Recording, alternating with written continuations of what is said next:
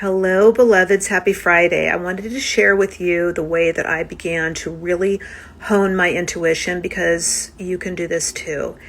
It's important to note that I have had intuitive hits from the time that I was very small.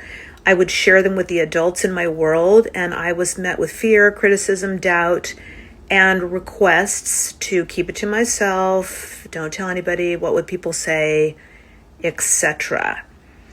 And that set me off on a downward spiral of sorts. But in any case, I began to work with my intuition intensely about 30 years ago, and this is the way that I expanded it and learned how to trust my intuition.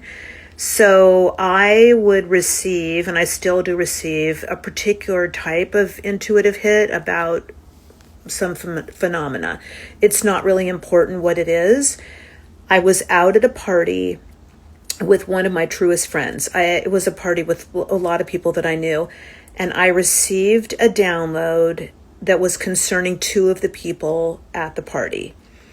I was bursting. I said, I've got to tell somebody this, but I don't really trust myself because I hadn't had that experience of being listened to.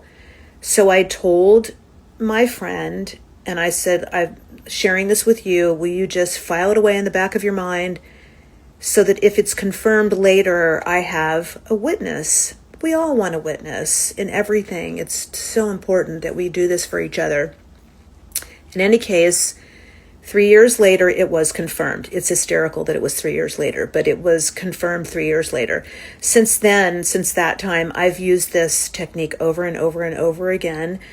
How it works really well is if you get yourself an intuitive buddy and you do this back and forth. And it's really important to do it with someone who you feel safe with, because a lot of the time you're dealing with sensitive information.